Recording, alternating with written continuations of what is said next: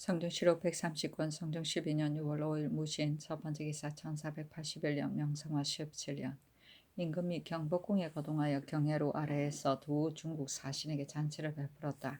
임금이 번번이 빈객에 대한 예로 대우하려 하였으나 중국 사신 정동이 굳이 사양하여 임금에게 남양하여 앉기를 청하고 술을 돌릴 때마다 반드시 임금에게 먼저 올리고 나서야 마셨다. 임금이 두 사신에게 인정 물건을 주니 두 사신이 나아가 살해하였고 부사가 제 친족에게 벼슬을 제수하기를 청하므로 임금이 곧 김순온, 김사영, 김순습에게 명하여 다들 언대를 띠고 와서 보게 하니 일어나 어전에 나아가 갓을 벗고 고두하며 살해하였다. 번번이 임금이 들고 난 잔 가운데에 남은 찌꺼기를 정동이 곧 가져다가 마셨는데 그 간사하고 아첨하는 것이 이와 같았다. 정동이 데려온 두목구리인이 자피를 올리니 흑마포 64피를 내리라고 명하였다. 성조실록 130권 성종 12년 6월 7일 경술 첫 번째 기사 영상부원군 김수온의 졸기 철저하고 조제히 예장하기를 예대로 하였다. 김수온의 자는 물양이고 본관은 영동이며 정의정 김훈의 아들이다. 김수호는 나면서부터 영리하고 뛰어나 정통 무오년에 진사시에 급제하고 신년년에 문과에 급제하여 교서관 정자에 보임되었다. 세종이 그 재주를 듣고 특별히 명하여 집현전에 사진하게 하고 치평 요람을 수찬하는 일에 참여하게 하였다. 임금이 때때로 글재를 내어 집현전에 여러 유신을 시켜 사문을 짓게 하며 김수온이 여러 번 어뜸을 차지하였다. 훈련원 주부 성문은 교리를 지내고 경태 경호년에 병조 정랑에 특별히 제수되고 신민년에 수전농시 소윤이 되고 임신년에 외임으로 나가 지 영천 군사가 되고 병자년에 성균관 사예가 되었다. 천순 정축년에 중시에서 제2인으로 입격하여 통정대부 첨지 중추 원사로 발탁되었다. 그때 김수원이 어머니를 성문하러 영동현에 갔는데 세조가 중사를 보내어 한강에서 술을 내리고 임영대군, 영응대군과 여러 군들에게 명하여 가서 전송하게 하였다. 무인년에 가선대부 동지 중추 원사에 제배되고 김연에 가정대부 한성부 윤에 오르고 경진년에 외임으로 나아가 판상주 목사가 되고 갑신년에 자험대부 지중추원사가 되었다가 이었고 공조판서에 제배되었다.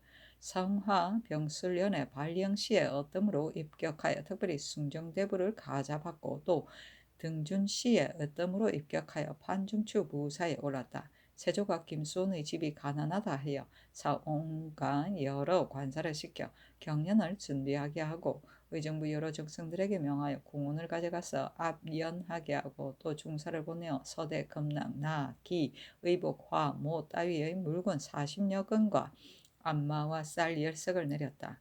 우리 조정에서 과거를 설치한 이래로 급제의 영광 이런 전례가 없었으며 문과, 무과의 장군에게 쌀을 내리는 것은 이때부터 비롯되었다.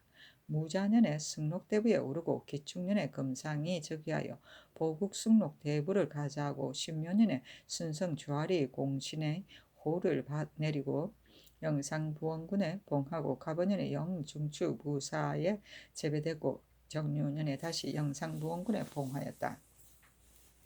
이때 졸하였는데 73세이다. 시호는 문평인데 배움이 부지런하고 묻기를 좋아하며 문이고 은혜로우나 내덕이 없음이 평이다. 김수호는 서사를 널리 보아 문장이 운건하고 소탕하며 왕량하고 대사하여 한때의 거벽이었다. 전에 명나라 사신 흰감의 희청부에 화답하여 흥을 돋우고 기운을 떨쳤는데 뒤에 김수원이 중국에 들어가니 중국 선비들이 앞을 다투어 지칭하기를 이 사람이 바로 희청부에 화답한 사람이다 하였다.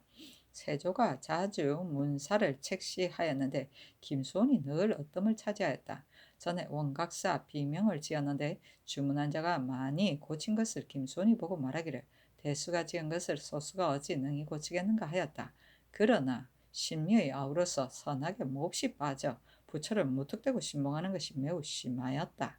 전에 회엄사에 들어가 머리를 깎고 중이 되려다가 그만두었는데 그의 괴행이 이러하였다. 또 자신을 단속하는 규율이 없어 혹을 책을 깔고 그 위에서 자기도 하고 포의를 입고 금대를 띠고 남학신을 신고서 손님을 만나기도 하였다. 성품이 오졸하고 간국이 없어 치산에 마음을 두었으나 계책이 매우 엉성하였고 관사에 처하여서는 소략하여 지키는 것이 없어 글하는 기상과는 아주 달리하므로 주정에서 끝내 관각의 직임을 맡기지 않았으며 양성지 500창과 함께 상사의 공신으로 봉해 주기를 청하여 좌리공신에 참여했다. 일찍이 괴에라 자호하였고 시구집이 세상에 간행되었다. 그래, 그 사람은 신미동생.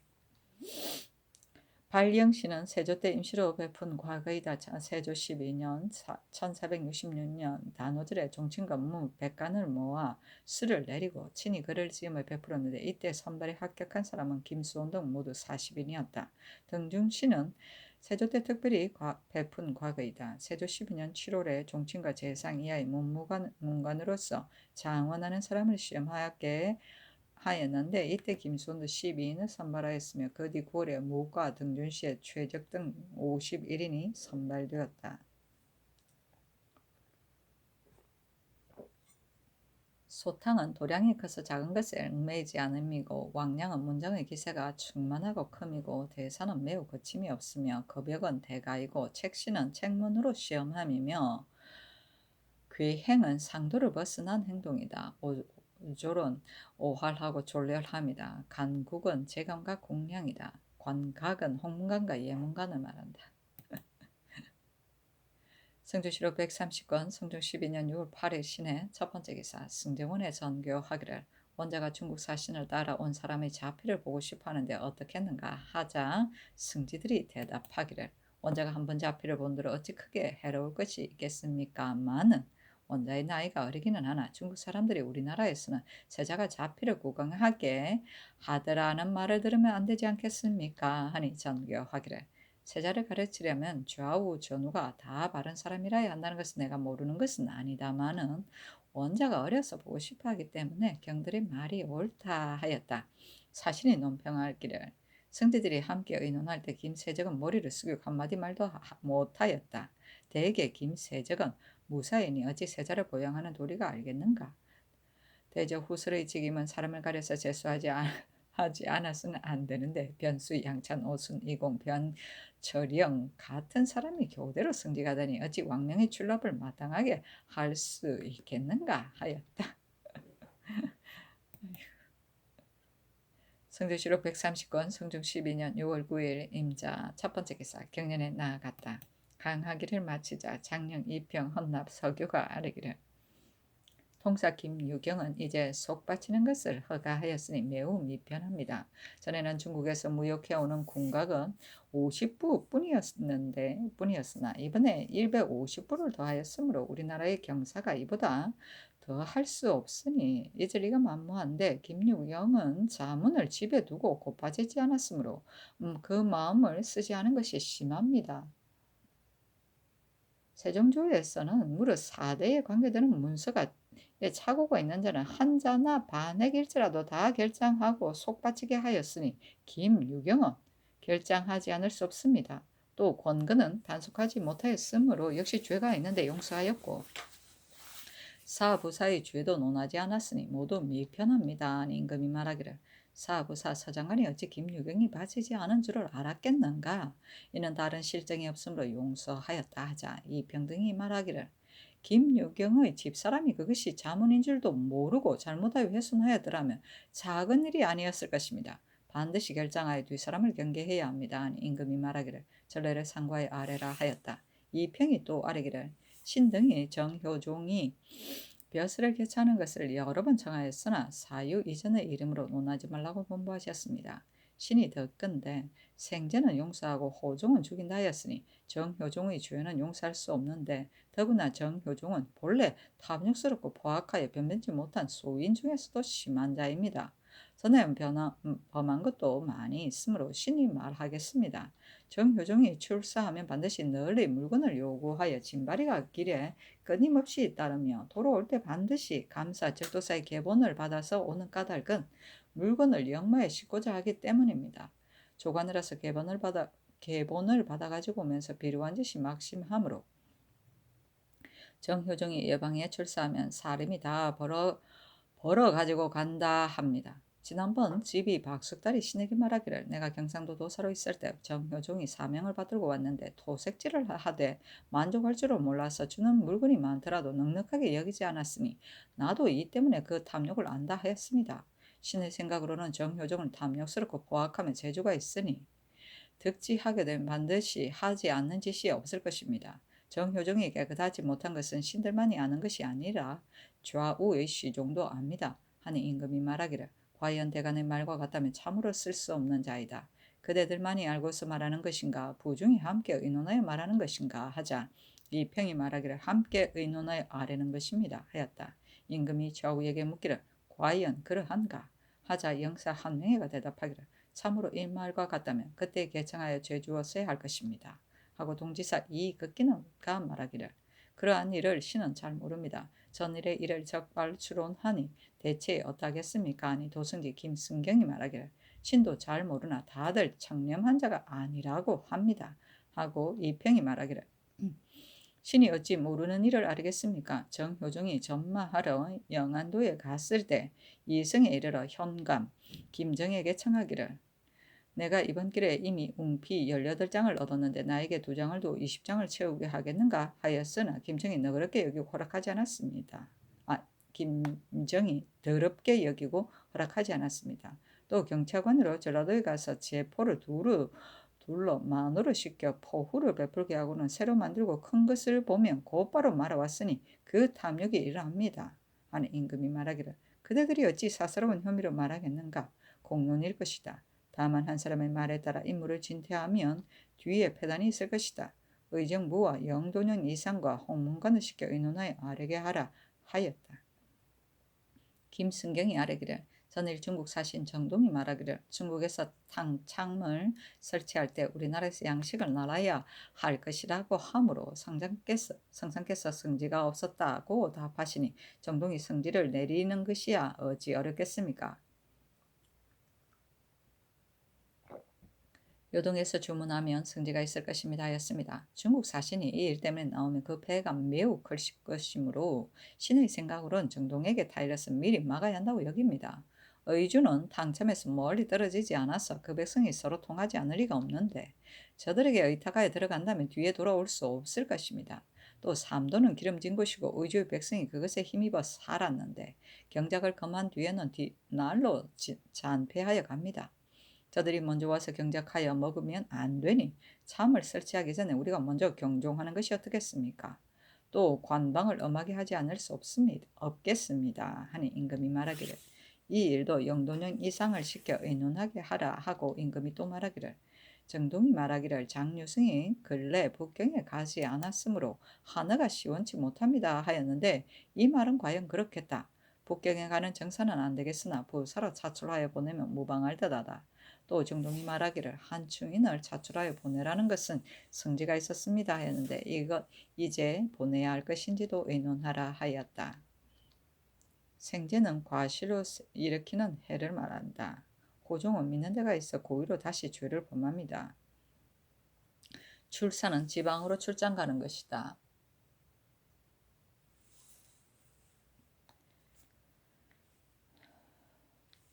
포후는 사포이고 성지는 황제의 분부이고 경종은 갈고 심음이다. 관방은 국경의 방비이다.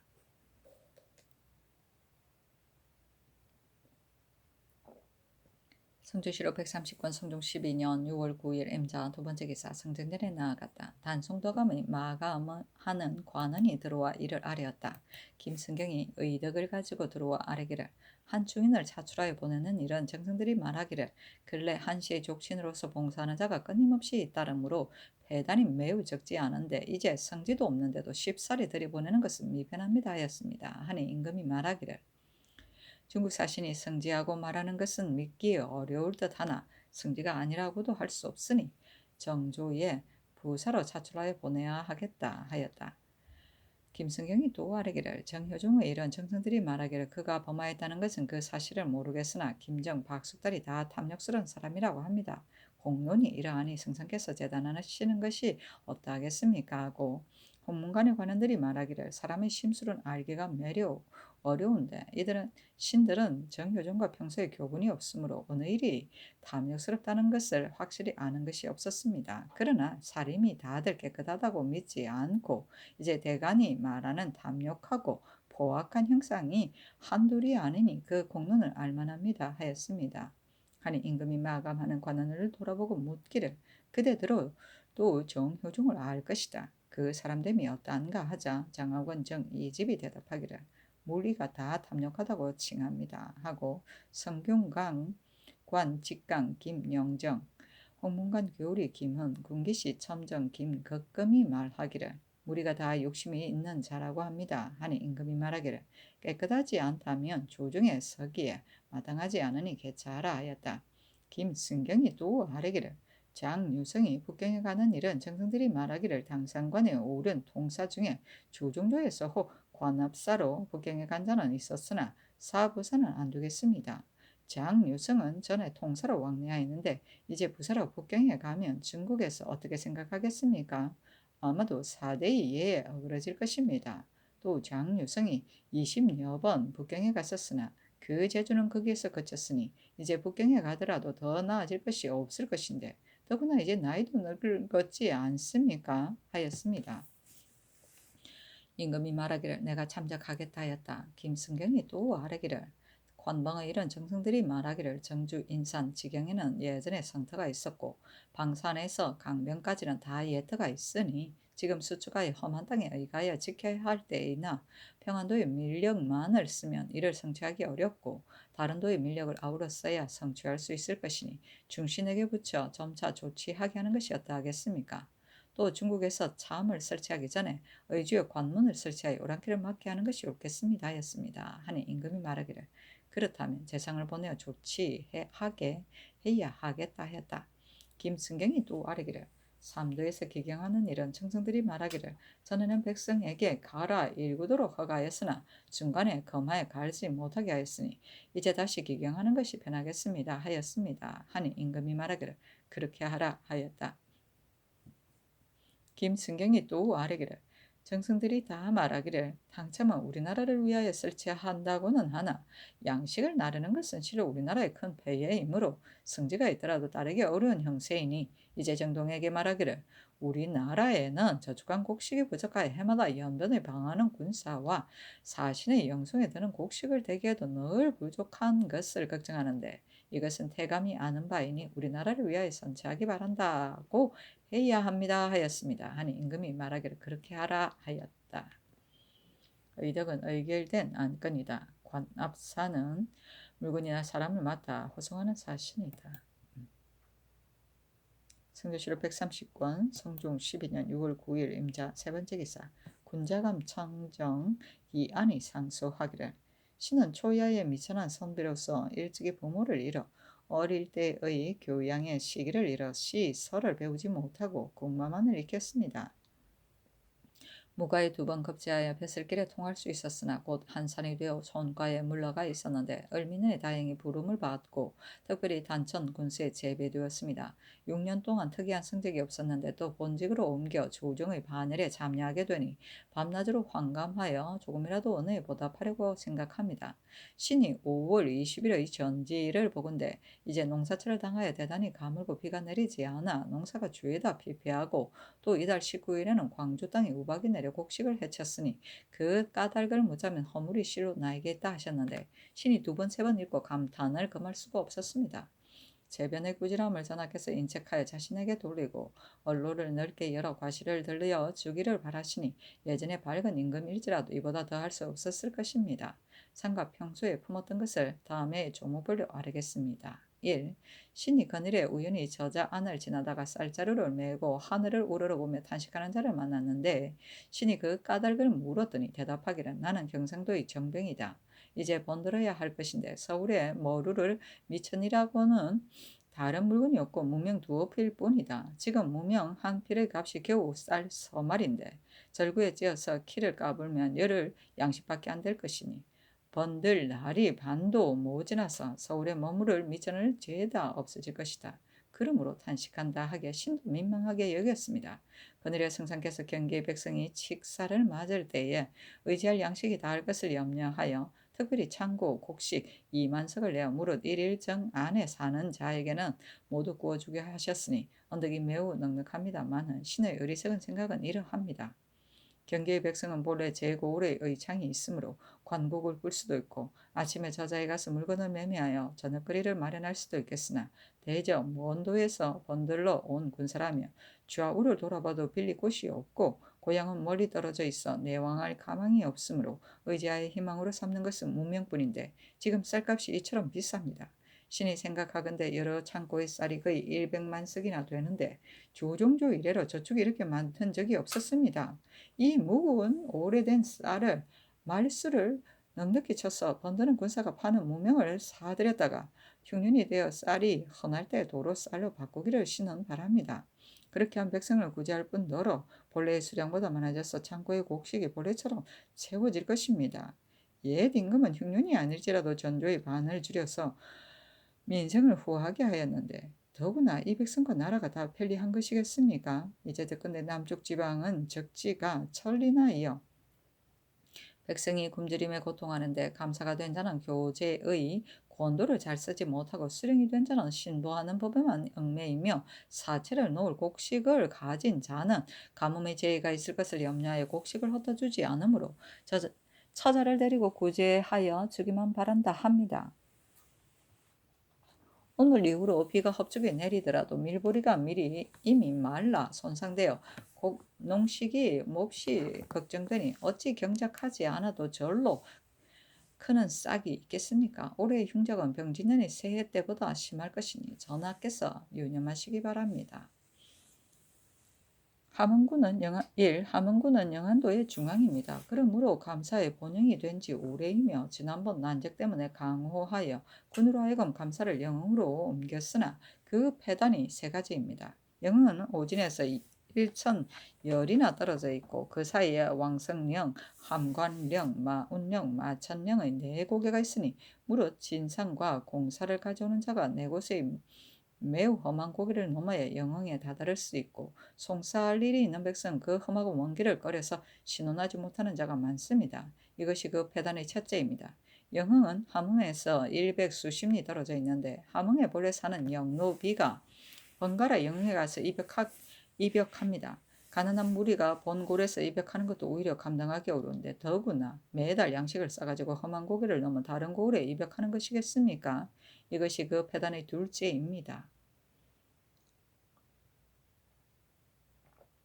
함흥은 지리 형성뿐만 아니라 도리가 고르며 관사 성장의 웅장함이 영흥에 견줄 것이 아닙니다. 군이 된 이래로 모든 것이 쓸쓸해져 날로 영락하여 가니 만일 국가에서 뒷날 복고를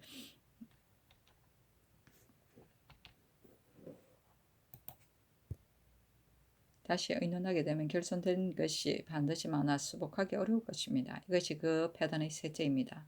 신이 덕건대 10년이면 천도가 조금 변하여 악한 짓을 하는 자도 그친다 하는데 정해년의 나는 이제 이미 15년이 되었고 악을 징계하여 경계를 보인 것도 이미 지극하였습니다. 신은 원컨대 구호를 회복하여 감사를 시켜 영을 두게 하여 주민들이 소망하는 바를 기쁘게 하소서. 영안도는 지세가 긴 뱀과 같아 동쪽은 바다에 붙어 있고 서쪽은 큰 산을 옆에 두었으며 동서의 너비는 2시기고 남북의 길이는 거의 2,000리나 됩니다.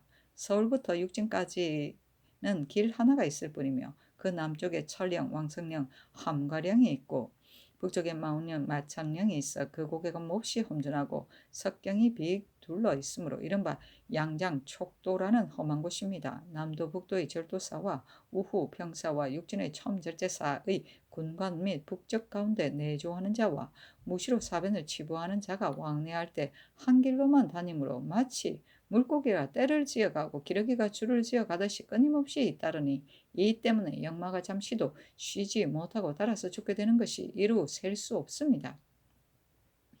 각 골의 공부와 진상, 물선 등 제때에 맞춰 수송할 물건이 한때에 모두 오므로 가격이 감당할 수 없어 밭을 가는 소로 실어 나르니 이 때문에 세금벌에 잃고 도망하는 자가 참 많습니다. 이것은 작은 문제가 아닙니다. 계사년 즈음에 이 도의 사람으로 도저히 유죄를 범한 자는 다 돈에 조잔한 역으로 정속하였으니 그 법은 아름답다고 하겠습니다. 그러나 유죄를 범하고 영속되어 입역하는 자는 적고 도죄를 범하고 기한이 차서 신역을 면하는 자는 많으니 그들이 어찌 마음을 써서 임마하여 조간함을 보충하려 하겠습니까? 이름은 있으나 실속이 없기로는 이보다 심한 것이 없습니다. 가격에서 조역하는 노비는 액수 이외의 노비일지라도 그 공을 거두지 말고 조역하는 노비가 액수보다 모자라는 역참에는 제사의 노비를 더 배정하고 돈의 주인에게 속으로 거둔 무명을 회계에 기록하지 말고 말을 잃은 영리에게 적당히 나누어 주기를 시는 바랍니다. 그렇게 하면 아마도 조잔하게 되지 않을 것입니다. 또 평안도의 영로의 폐해는 이보다 더 심합니다. 한 해 동안 북경에 가는 행차에 정해진 수가 있기는 하나 의주에서 요동까지 건리양을 실어 가는 말은 정한 수가 있더라도 짐이 무거우면 다 군사의 말을 아울러서 실으므로 한 번 간 뒤에는 군사의 말이 죄다 죽으니 매우 작은 문제가 아닙니다.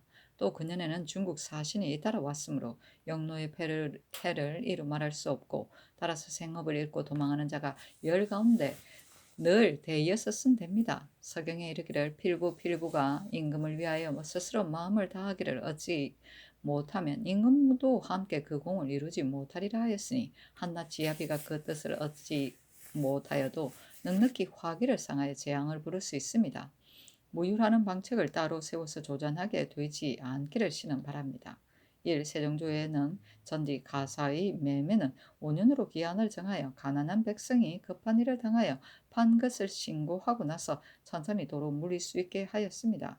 그런데 지금은 가난한 무리가 혹 공부 사제의 급한 징수에 몰려 전디 가사를 부유한 집에 팔기를 원하면 부유한 자가 군급한 것을 알고 값을 줄여 사고는 15일을 넘기면 물려주지 않으므로 한정이 있는 전지가 죄다 마을의 부유한 집으로 들어가니 부유한 자는 더욱 겸병하고 가난한 자는 입추의 여지가 없어집니다. 따라서 가난한 자가 도망함으로 민호가 점점 줄고 군액이 날로 줄어가니 이것은 작은 문제가 아닙니다. 무릇 전지 가사의 매매를 다시 5년으로 기한하여 잔폐한 백성의 생활을 후하게 하기를 시는 바랍니다. 1. 양계 연변의 가족을 데려가지 못하는 고을의 수령은 밤낮으로 무기를 메고 죽음을 기약하고 적을 대비하니 노고 또한 심합니다. 그러나 처자의 한 해 동안의 아록은 경관의 한 등의 녹에 지나지 않는데 절도사 군관은 한 해에 4등의 실직의 녹을 받습니다. 그러므로 왕사인 것은 같은데 녹봉은 고르지 않으니 어찌 박한 아록으로 제 처자를 보호할 수 있겠습니까? 참으로 마음이 아픕니다. 또 머리 부모를 떠나서 그리워하는 마음이 간절하고 가족은 시물이 변하는 것에 감상이 되어 어느 날에나 돌아올까 하는 한탄이 어찌 그칠 수 있겠습니까? 신이 덕건대 농사 짓는 자는 그 힘을 들여서 나오는 것을 먹고 벼슬하는 자는 그 공로에서 나오는 것을 먹는다 합니다. 공력에 종사하는 천인까지도 복료가 일에 알맞는데 더구나 변진의 수령은 땅이 호갈과 연접하여 매우 짧은 사이에 변이 일어나므로 아침 저녁으로 적을 대비하는데도 녹봉이 매우 박하니 이것도 그 공로에서 나오는 것을 먹는 것이라고 할 수 있겠습니까? 그러므로 젊어서부터 늙을 때까지 변진에 오래 있는 무신에게 특별히 실직을 제수하고 양계 변진의 수령과 만호에게 경관과 같이 품계에 따라 녹을 쓰면 국가에서 무사를 대우하는 도리에 있어 다행하겠습니다. 1. 신이 덕건대 정성으로 대우하고 녹을 후하게 하는 것은 벼슬하는 사람을 권면하는 방법이고 관원을 많이 두어 부리기에 넉넉하게 하는 것은 대신을 권면하는 방법이라 하였습니다. 장록은 공이 있는 사람에게 상 주고 현명하고 능력 있는 사람을 대우하는 방법이니 공이나 능력이 같으면 이 사람에게는 후하게 하고 저 사람에게는 박하게 할 수 없습니다. 지금 동반의 당상관은 다 준직을 하고 또 제조를 겸함으로 반당 구사가 매우 많고 공신 별사전 직전이 있으니 대우가 후하다고 하겠습니다. 그러나 서반의 당상관은 번번이 행직을 띄어 녹봉이 매우 박하고 또 구사도 없으니 대우가 박하다고 하겠습니다. 서반은 한번 변방에 사변이 있으면 변경에서 분주하나 동반은 참여하지 않은데 어찌하여 녹이 박한 자는 도리어 그 고통을 받고 녹이 후한 자는 홀로 안위를 누립니까?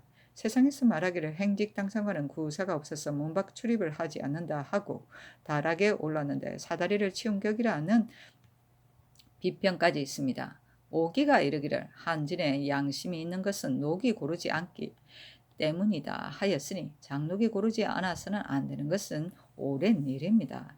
옛날에 오나라와 월나라가 서로 싸울 때에는 수십 년 동안 사조를 미리 양성하여 사람이 죽을 힘을 다하여 할 수 있게 한 뒤에야 국경을 나선다 합니다. 이것을 보면 적개의 군사는 미리 양성하지 않았으면 안 된다는 것이 또한 분명합니다. 신의 어리석은 생각으로는 서반의 녹을 지금 더 청할 수는 없으나 이제부터는 두 관사의 제조를 겸하지 말게 하고 행직당 상관에게 나누어 주 다락에 올랐는데 사다리를 치운 격이라는 비평을 면하게 해야 할 듯합니다. 1. 수신전 율량전은 그 유래가 오래되었는데 이제 이것을 고쳐서 직전으로 하였으니 벼슬하는 사람을 대우하는 도리가 후하다 하겠으나 아주 후하지는 못합니다. 벼슬살이 하는 자는 녹으로 넉넉히 그 처자를 보호할 수 있으나 한산이 되면 위로 부모를 섬기고 아래로는 처자를 양육할 자산이 없어집니다.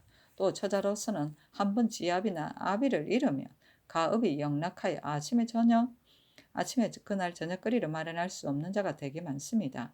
선왕이 과전을 둔 것은 이 때문이니 직전을 폐지하고 신전 율량전을 다시 설립하여 선왕의 제도를 지키소서. 1. 영환들은 도리가 멀어서 배우는 자가 와서 국하게 나아가기를 괴로워하므로 특별히 영흥에 도회를 설치하고 도내의 총민한 자들을 모아 가르치며 무릎 교육하는 방도와 공개하는 일을 한결같이 성균관의 규례대로 합니다. 그러므로 그 문을 숭상하고 교화를 일으키는 뜻은 지극하나 다만 그 교관이 되는 자로서 마땅한 사람을 얻지 못하여 제자가 된 자가 본받을 데가 없는 것이 한입니다. 신이 생각하건대 교수라는 뱃슬은 처자를 양육할 만한 녹봉도 없고 위중을 얻을 만한 백성을 다스리는 권세도 없으므로 뜻이 있는 문신은 다 끓여서 피하려고 꾀하는데 더구나 먼 도에 있었어야 어떠하겠습니까? 그들이 어찌 처자를 버리고 박한 뱃슬을 조차 천리 밖에서 자신을 괴롭히게 하려 하겠습니까? 그러므로 교관이 되는 자는 거의 늙고 병들어 한패한 사람이 많고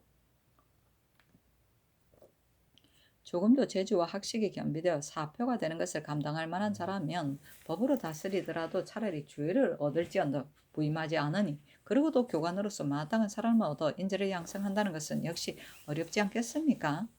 신의 어리석은 생각으로는 사람을 중히 여기는 까닭은 그 직임을 중히 여기기 때문이고 그 직임을 중히 여기는 까닭은 그 일을 중히 여기기 때문이겠습니다. 이제 영흥의 도회에서 교양하는 일은 이미 성균관의 규례에 따랐다면 이름은 향교일제라도 실은 본관이니 이제부터는 영어의 교수는 사학의 교수의 규례에 따라 성균관의 관원을 아우러 제수하고 감사를 시켜 그 것만을 살펴서 그대로 전취하여 성취시킬 책임을 지우소서. 그렇게 하면 아마도 교수로 마땅한 사람을 얻어 문풍이 북쪽 지방에 떨쳐질 것입니다. 신이 또 생각하건대 영안도에는 문신으로 지금을 받는 자가 셋인데 그 하나는 북도 평사이고 하나는 영흥 교수이고 하나는 감사 도사 중의 한 사람입니다. 지금 안변부사 수성도 찰방도 다 문신이기는 하나 정례가 아닙니다. 이 세 문신으로는 식년을 당하면 시관을 갖출 수가 없을 것이니 이제부터는 방어가 긴급하지 않은 여러 고우를 가려 무죄를 겸비한 문신으로 제수하여 10인 이하가 되지 않게 하는 것을 항식으로 정하소서. 그렇게 하면 문교가 다행하겠습니다. 나라 말은 중국과 통하지 않으나 인륜의 오상이 중국과 같은 까닭은 기자가 봉작을 받아 문교를 일으켰기 때문입니다. 영안도 지경은 이적과 서로 잇따랐고 강 하나로만 막혔으나 습속이 이적과 다른 까닭은 문교가 멀리 미치었기 때문입니다. 이 도의 사람들이 나서 10살이 되면 국마를 익히는 것은 천성이 그렇기 때문이 아닙니다. 수령, 교수, 훈도가 다 문신이 아니니 천성이 아름답더라도 어디에서 배우겠습니까? 지난번 역신 이시애가 한번 봉기하니 북방의 백성이 그림자와 메아리처럼 달았는데 이것은 다름이 아니라 군신의 차이와 의리의 구분을 모르므로 거짓으로 쉽게 현혹할 수 있었기 때문입니다. 이도의 백성이 국마를 일삼는다에 문교를 늦출 수는 없다는 것은 분명합니다. 이제 양계의 교수 훈도는 도제 유죄를 범한 문신으로 강상에 관계된 자가 아니라면 모두 먼 지방의 교수 훈도를 제수하소서. 그렇게 하면 아마도 주의를 면해 준 것에 우러러 감동하여 성심으로 가르쳐서 문교를 떨치는 도리에 있어서 다행하겠습니다. 예전부터 무는 하루도 없앨 수 없고 무 역시 하루도 버릴 수 없는 것인데 우리나라의 과거법은 무과를 시험하면 문과도 아울러 뽑으나 문과를 시험하면 무과를 아울러 뽑지 않으니 이것은 다름이 아니라 무는 날로 쳐내가고 무는 날로 귀에 가기 때문입니다. 그러므로 문신으로서 사어를 아울러 잘하는 자에게는 동료가 꾸짖기를 유자가 무를 겸하면 청류한 관직을 얻지 못하고 죽어서 병경의 해골이 된다 하고는 말하기를 무자는 부모와 처자를 버리고 가서 다른 고을에서 죽더라도 누가 알아주겠는가? 나는 감히 할 수 없다 하고 마음속으로 첨하게 여겨 무자를 만나면 초계처럼 봅니다. 무신도 동료에게 말하기를 문신은 권세를 잡으나 우리들은 왕사의 공이 얻더라도 절도사 만호의 군관이 되는데 지나지 않는다. 그리고 임금이 노여워하는 자에게 대항하여 제 몸을 바치고 제 집을 잊으면서 그 힘을 다하다가 불행히도 혹 적에게 패하면 충신이란 이름을 얻지 못하고 도리어 베개를 높이 베고 편안히 누워 쉬는 문서를 다루는 하급관리의 웃음거리가 되니 어찌 아깝지 않겠는가 합니다. 국가가 태평하고 일이 없을 때라면 그래도 괜찮겠으나 변방에 사변이 한번 일어나면 지금의 장상으로서 적개를 전담할 자가 몇이나 있겠습니까? 신은 속으로 답답합니다. 청컨대 이제부터는 문사로서 제주가 사을을 겸한 자와 무사로서 유술에 아울러 통한 자는 시임 한산을 막론하고 봄 가을로 고시하고 또 생원 진사로서 사업 병세에 아울러 능한 자도 고시하여 쓸만한 자를 시험하는 법을 넓히소서 하였다. 참으로 좋은 내용이네.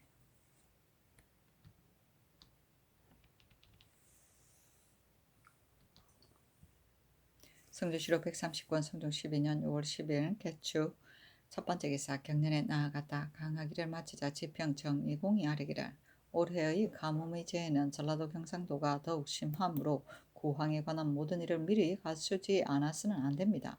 그러나 수령이 게을리하고 뜻을 다하지 않으니 제도에 의사를 보내어 검거하게 하소서 하니 임금이 말하기를 고황에 관한 모든 일을 빨리 갖추어야 하니 먼저 제도에 하유하고 나서 의사를 보내어 적간하게 하는 것이 매우 옳겠다 하였다. 영사 홍응이 아뢰기를 만약 농사딸에 의사를 보낸다면 민간이 소요스러워지고 도리어 폐해가 있게 됩니다 하였다. 정은 정광세가 아뢰기를 이제 포편할 때가 되었으므로 관리에 올 수령이 많을 것인데 옛 수령을 보내고 새 수령을 맞이하자면 백성의 폐해가 적지 않을 것입니다.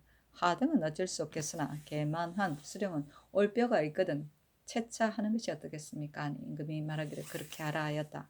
홍응이 말하기를 신이 그늘 기후 향사로서 소격서 재물을 보건대 잣 계함은 다 들어온 사람을 시켜 껍질을 벗김으로 정결하지 않은 듯하니 이 뒤로는 껍질째 바치는 것이 어떠하겠습니까?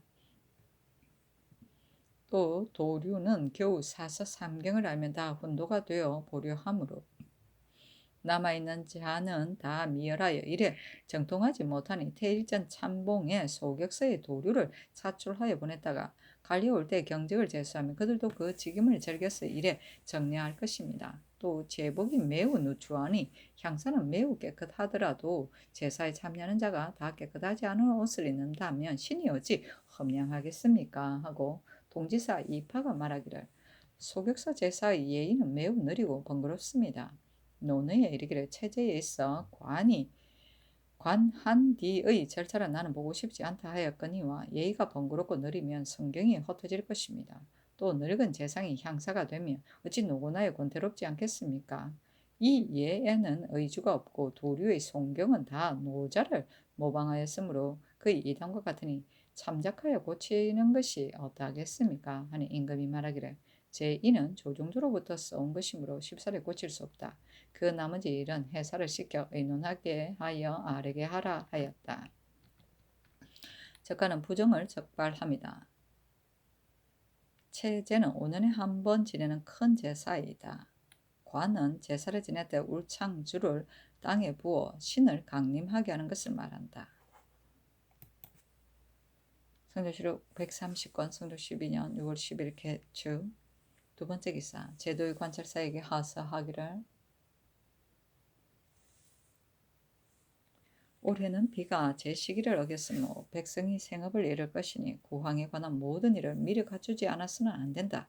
회사에서 수교하여 행문이 접하는 절목을 꼭진히 조치하여 조금 더 늦추지 말라. 내가 사람을 보내어 교찰할 것인데 혹 마음을 쓰지 않을 것 같으면 수령뿐만 아니라 경도 그 책임을 변명하지 못할 것이다 하였다. 성주시로 130권 성종 12년 6월 11일 개축 세 번째 기사. 사헌부의 사례기를 생원 반우청의 아내 박씨는 사족의 딸로서 장사꾼을 따라 배를 함께 타고 다니며 마음대로 음욕을 부려 아이를 베기까지 하였으니 대전에 의하여 아내 기록하게 하소서 하니 그대로 따랐다. 성조시록 130권 성종 12년 6월 11일 갑인 첫 번째 기사. 영중추부사 이극배가 와서 아뢰기를 신이 이제 평안도 채찰사에 임명을 받았는데 신의 아우 이극균이 그 도의 절도사입니다. 무릇 군사를 징발하고 군사를 쓰는 따위의 일은 법에 있어 상피해야 하므로 감히 사직합니다. 아니 전교하기를 개정하라 하고 또 화천군 권감으로 바꾸었다.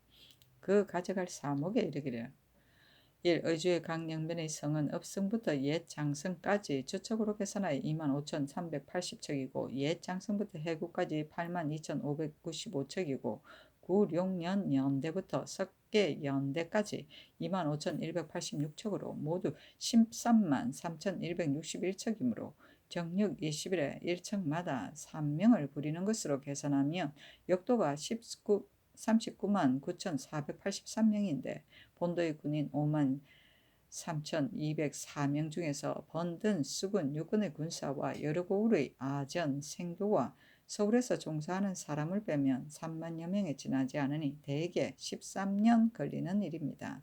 점차 쌓더라도 13년 동안 오래 끌 수 없으니 황해도와 영안, 남도의 군인을 아울러 부리되 그 군인의 수는 병조를 시켜 마련하게 하소서. 군사들은 해마다 10월 15일에 부방하기 시작하는데 이제 10월에 성을 쌓게 되면 기한 안에 미쳐서 부방하지는 못할 것이니 9월 10일부터 금운날까지 부려야 마땅하겠습니다. 1. 돌로 성을 쌓되 돌을 날아올 것이 멀고 토성이 합당할 만한 곳을 만나면 흙으로 쌓아야 하겠습니다 하였는데 대신에게 의논하라고 명하였다.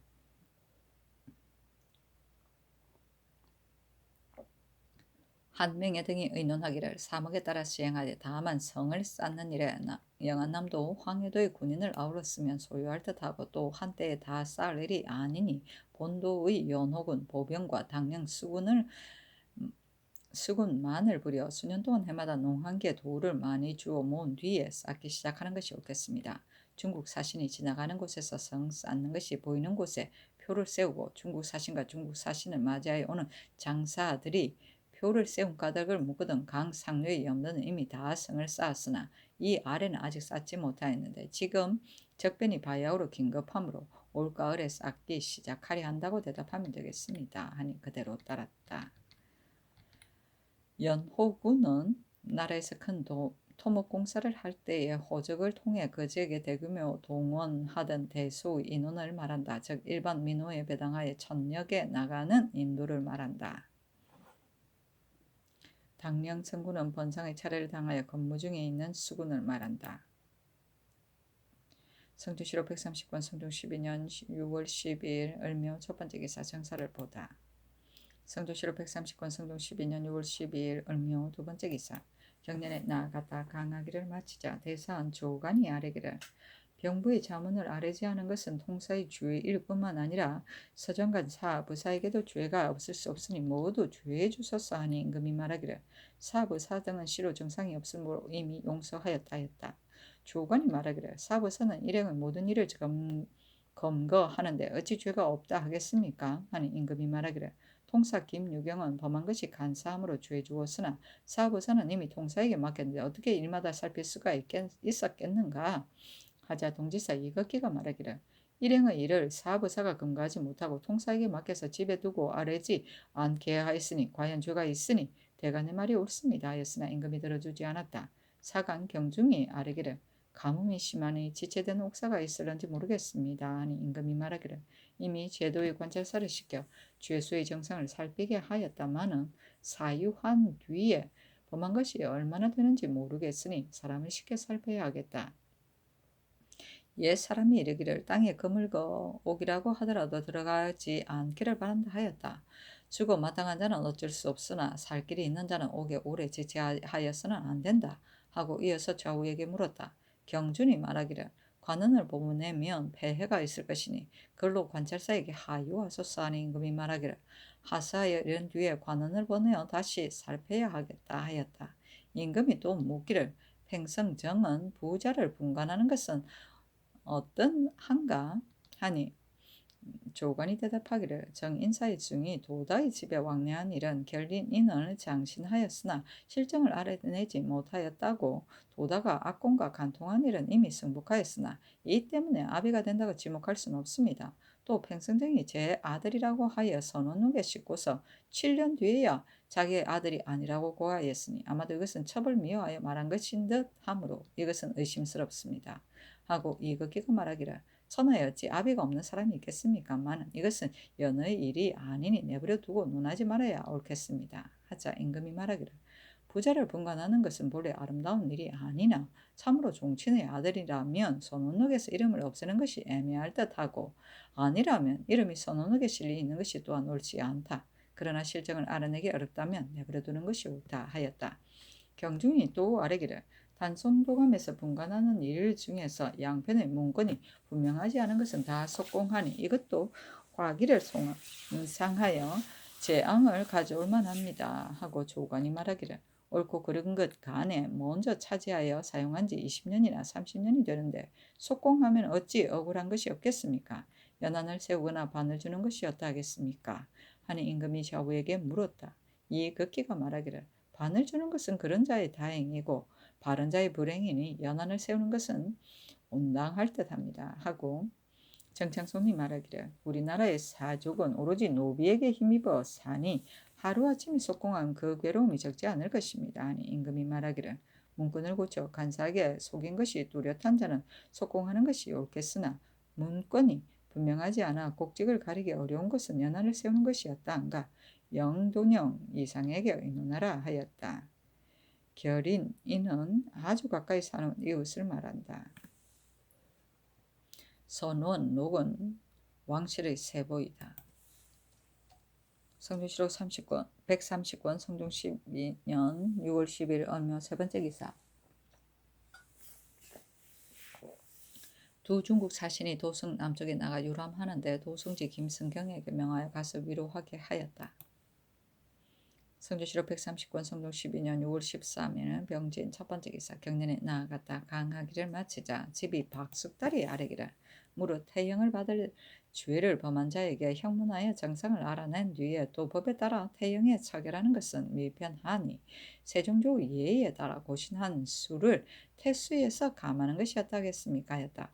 정은 윤석보가 아뢰기를 자문은 아뢰지 않은 죄에 있어 사부사 서장관을 적선하는 것은 미편합니다. 하니 임금이 말하기를 실정이 없으니 잘못된 일이다 하였다. 이어서 좌우에게 말하기를 정동이 말하기를 탕참에 보를 설치하는 것은 오로지 우리나라 사신의 왕래를 위한 것이다 하고 또 말하기를 양식을 날라다가 역도에게 공급해야 할 것이다 하였는데 정동의 말은 믿을만하지 못하나 이런 뜻을 황제에게 아랜다면 어떻게 할 것인가 하자 동지사 이파가 말하기를 탕참에 양식을 나르는 일은 중국 사신이 말하였더라도 들어줄 수 없는 형세입니다. 또 삼도는 참으로 기름진 땅이므로 전일에는 의주 백성이 머물러서 경작하여 그것을 의지해서 살았는데 지금은 군사가 농민을 거느리고 혹 사시에 강을 넘어 들어갔다가 유시에 돌아오므로 잠시 가서 경작하고 물이 불 때를 당하면 왕래하기 어려우니 백성이 즐거워하지 않습니다.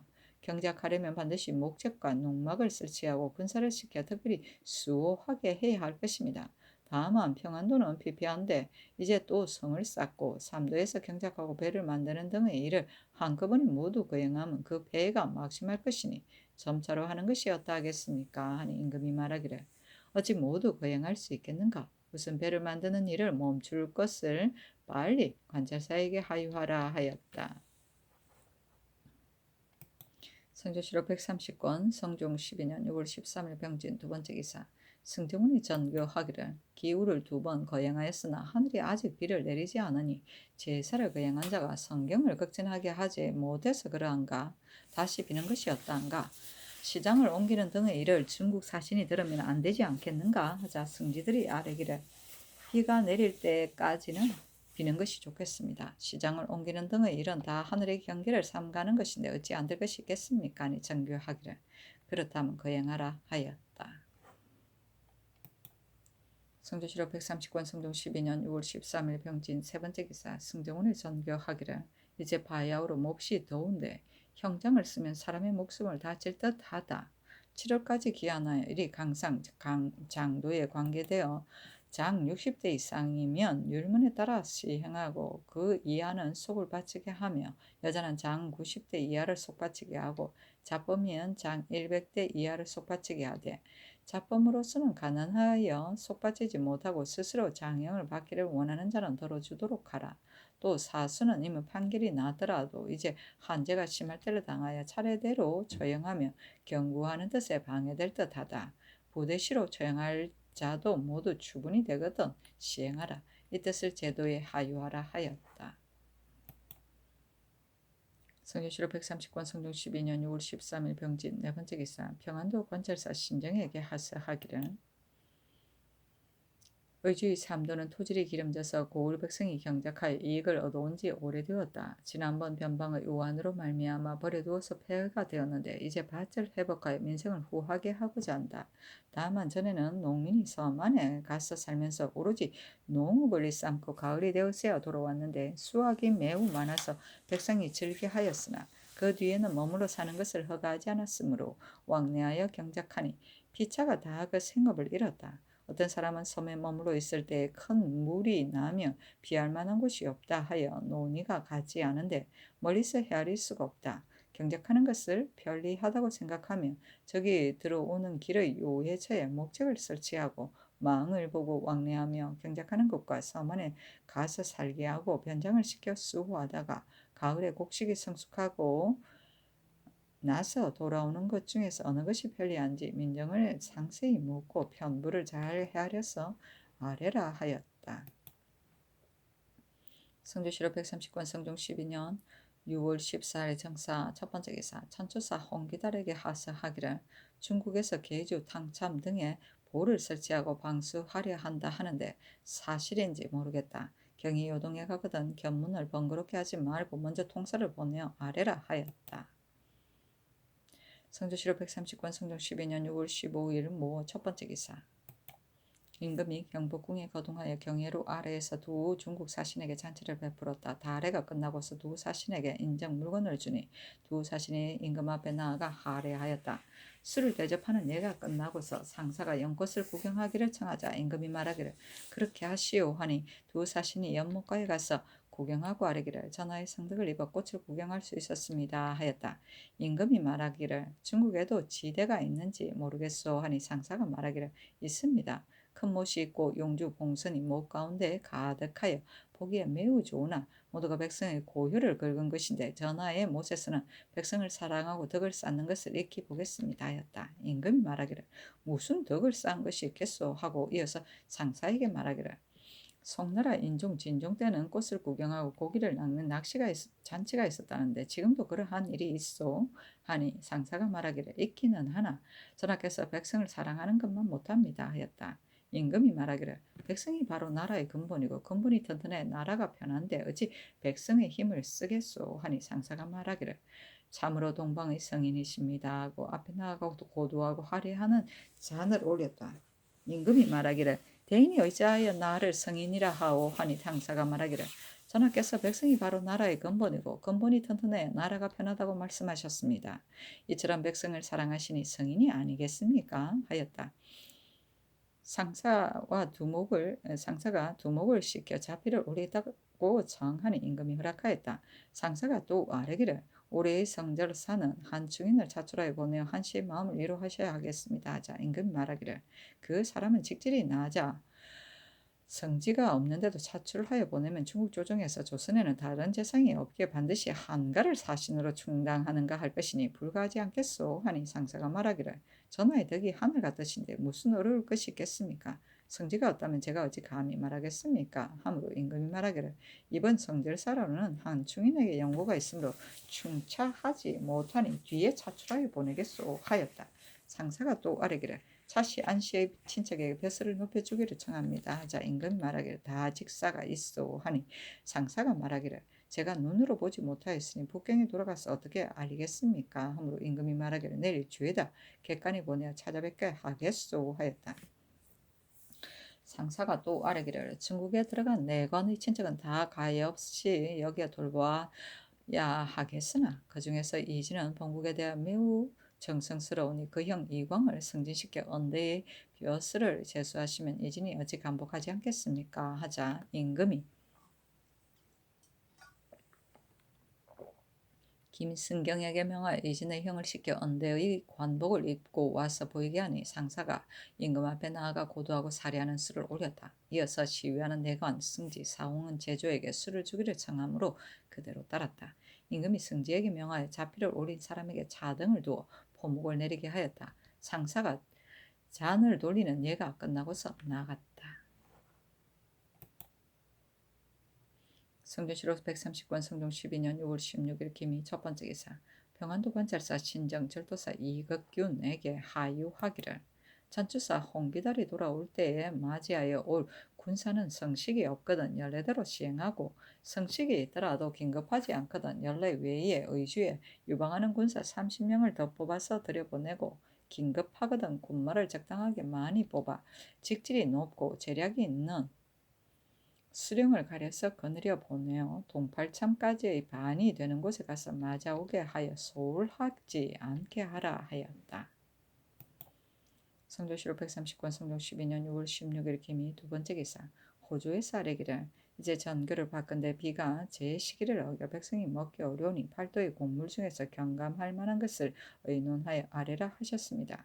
신등이 여러 고을의 곡물 중에서 제사에 남아있는 것이 아직 많고 용도가 기급하지 않은 물건을 갖추어 적어서 아뢰니 올해에 하나에 바치지 말게 하소서하니 그대로 따랐다.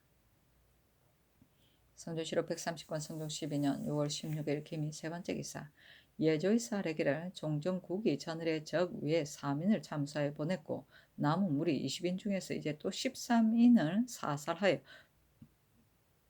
도내의 제포에 널리 보이고 7인을 잡아 질곡을 채워 보내었으니 그 곡이 가상하니 성의를 보여 후하게 대우하소서하니 그대로 따랐다.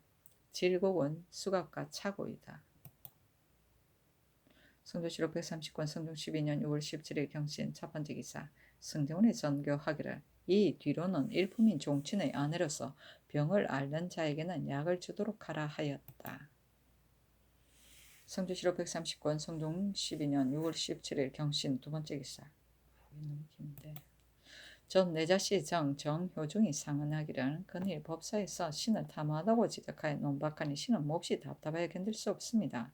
신은 본래 남원의 보위인데 신의 아비 정진현이 신들 형제를 낳아 기르면서 무예하는 여가에 반드시 이르기를 학문을 모르면 성도에서 영달할 수 없다 하고 신의 형과 신이 겨우 말하고 웃을 줄 알게 되자 곧 시설을 가르치되 때로는 게을리하면 곧 매를 때리고 눈물을 흘리며 임금에게 충성하고 어부에게 허요도 하라는 뜻으로 말하여 가혼을 세웠습니다. 신들 형제가 아비의 훈계를 잊지 않고 중심에 새겨 애써 부지런히 배워 다행히 신과 신의 형이 모두 과거에 급제하였고 처음 벼슬 하면서부터 그 뒤로 형제가 대면하면 번번이 충유로서 서로 경계하여 지하에 있는 아비의 가르침을 저버리지 않기를 바라고 성조에서 충성을 다하기를 바랐습니다. 그런데 불행하게도 지난 3월에 본향의 공리가 가져온 곡물이 방납에 관계되었으므로 신이 법에 따라 주의를 다스리려 하였더니 공리가 도리어 신을 청렴하지 않다고 정수하여 법사에서 고문하기를 결정하였습니다. 성감의 밝으신 은혜를 입어 신에게 대문하도록 허가하시고 마침내 그 고발한 공리를 형문하여 속인 것이 저절로 드러나게까지 하셨습니다. 그때 예감이 비추시는 바가 아니었다면 신의 목숨은 이미 형장을 마다가 끊어져서 끝내 변명하지 못하였을 것입니다. 이어서 듣건대 법사에서 신의 벼슬을 좌천하기를 여러 번 청하였으나 또 성은을 입어 윤호하지 않았다 합니다. 성은이 이에 이르렀으니 신이 자신을 어루만지고 돌이켜 생각하며 감격하여 말을 못하고 하늘의 맹사에 몸이 가루가 되더라도 대답하기 어렵다고 생각하였습니다. 이제 듣건대 법사에서 신의 탐 오를 거론하여 아뢰었으나 성상께서 신을 애매하다고 생각하여 스스로 재단하지 않으시고 조정의 신하들에게 물은 뒤에 신의 벼슬을 갈도록 명하셨다 하니 다시 살려주신 은혜가 하늘처럼 끝이 없습니다. 극이 생각하건대 신이 급제한 뒤로 상을 당하여 정직한 기간을 빼고 승문원의 직무를 맡은 것이 모두 6년, 동부주부 4년, 성균관 직강 5개월, 봉상시 첨정 4년, 사제관 부정 4년, 도청부 경력 5개월, 참교 3년이었고 올봄에 또 이문을 제술하는데 우등하였다 하여 승진하여 본직이 되었으니 전후 벼슬살이 한 것이 모두 20여 년입니다. 그 사이에 사방에 봉사한 일도 있었습니다. 그리고 신사년에 서장관으로 매우를 따라 북경에 가서 임무를 수행한 것을 주문하였으며 병순령 가을에 특별히 세조께서 신을 겸 예문 가운데 발탁하여 주신 은혜를 입어 신에게 명하여 전라도에 가서 폐막을 묵게 하셨는데 신이 거역한 불법을 행한 자가 모두 5인이었으며 그해 겨울에 또 범법한 수령을 추구하는 일도 본도에 갔습니다. 정해년에는 어유소를 따라 평안도에 가서 건주일을 토벌하였으며 무자년 가을에는 예종께서 즉위하여 반사하는 글을 신이 받들고 영안도에 갔으며 그해 겨울에 황해도 도사가 되어 김영류 양순석을 따라 기춘년까지 있다가 돌아왔습니다. 경인년 가을에는 제상전 검신관으로 전라도에 갔으며 신묘년에는 이급배를 따라 본도에서 진율하였습니다. 임진년 가을에 또 의유소를 따라 영안도에 가서 올적합을 토벌하고 명에 의하여 군사를 파하고 돌아왔으며 그해 겨울에 한명회를 따라 두진영의 군사를 맡았습니다.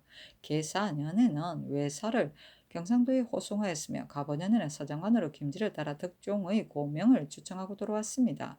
병신년 가을에는 형 정효상을 따라 북경에 가서 진화하였으며 그해 가을에 전라 좌도에서 전마했으며 또 이듬해 봄에는 여제의 현관으로서 황해도에 갔으며 가을에는 전라 우도에서 전마했습니다. 이것으로 말하면 신이 경직 외직을 역임한 것이 많지 않다고 할 수 없고 세월도 오래지 않았다고 할 수 없는데 신이 탐욕하다는 이름이 어찌하여 당시에 드러나지 않고 다만 오늘에서야 드러나겠습니까? 신이 과연 탐호하다면 전후의 정조에도 이목이 있었을 것인데 신에게 어찌하여 사정을 두고 20여 년 동안 그 품에서 정삼품에 이르도록 속여서 주의하여 왔겠습니까? 전에 이르기를 열 눈이 나를 보고 열 손이 나를 가리키면 얼마나 돌이켜 조심스럽겠는가 하거니와 엄미한 사이에 나 혼자 있을 곳이라도 하는 일을 끝내 은폐할 수 없는 것입니다. 모야에 바친 금도 오히려 사지의 두려움이 있는데 신이 여기만 경직 외직에 다 이목이 있으니 신의 탐호한 행실을 신이 숨기려 하더라도 어찌 끝내 감출 수 있겠습니까? 신이 서울에서 탐욕하였다고 한다면 거친 각사의 동료가 있고 아전 고자가 있으니 신이 탐욕을 부렸다면 그들이 어찌 모르겠습니까? 어느 때 신이 어느 관사를 맡았는데 어느 동료가 보았으며 어느 아전 종을 시켜 어떤 물건을 긁어 들였었느냐고 물어야 할 것입니다. 신이 외방에서 탐호하였다고 말한다면 신이 거쳐온 각도에 크면 감사가 있고 적으면 수령이 있으니 신이 탐욕을 부렸다면 반드시 이들에게 청하고서야 얻었을 것입니다.